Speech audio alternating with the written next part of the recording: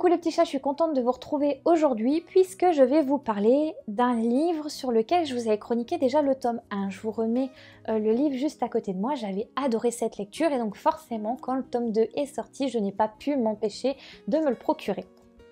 C'est donc Cécile et sa bande, donc le tome 2 de Véronique d'Argent-Maquin aux éditions Ex Aequo, donc c'est la collection jeunesse Saute-Mouton que j'adore du fond du cœur.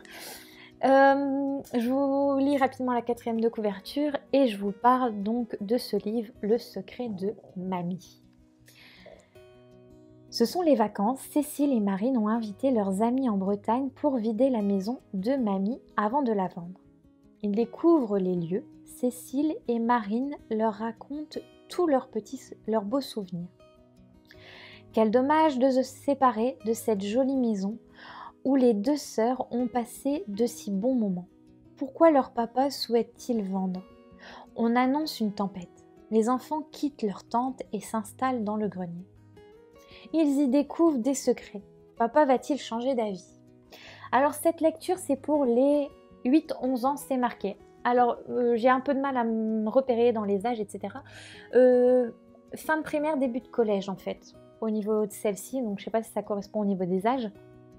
J'ai beaucoup aimé, ça fait penser au Club des 5, je ne sais pas si je vous l'avais dit pour le tome 1, mais ça fait un peu penser à ça, à cette bande de copains qui vont essayer de résoudre des enquêtes. Ce que j'adore dans celui-ci, c'est ce secret de famille qu'il va falloir absolument résoudre pour pouvoir aussi permettre à ce papa de tourner la page et de mieux vivre en fait ses histoires de famille. On a toujours cette cohésion entre copines et copains, bien sûr. Et on a moins cette rivalité entre Cécile et Marine qu'on l'avait dans le premier tome, je trouve. Donc c'était vraiment, elles se sont ressoudées grâce à la première aventure. Et c'était une vraiment chouette histoire. Donc elle fait exactement 86 pages. C'est facile à lire. C'est prenant. Dans celui-ci, en plus, ça fait penser un peu à un journal de bord parce qu'on va nous mettre premier jour, deuxième jour, troisième jour et ainsi de suite avec les chapitres à l'intérieur. On va retrouver notre proviseur qui était dans le tome 1. Je vous en dis pas plus parce qu'après je vais vous dévoiler l'histoire et c'est pas mon but.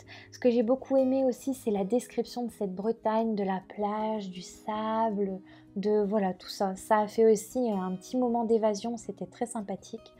Il se lit très rapidement, comme le premier tome, hein, c'est assez aéré au niveau de la lecture. C'est pour ça que je trouve que pour des primaires, c'est un petit peu juste. Je pense que CM1, CM2 c'est bien, mais pas avant, parce que déjà il n'y a pas d'image. C'est aéré, mais ça reste quand même assez compact au niveau de celle-ci. Donc voilà, après c'est mon avis, si je vous le dis toujours, hein, si un enfant est en avance sur son âge et qui sait se permettre ce genre de lecture, allez-y, foncez. J'ai déjà rencontré des enfants qui sont en 6e et qui savent se faire tous les tomes d'Harry Potter, pourtant c'est des gros bébés mais peur de rien.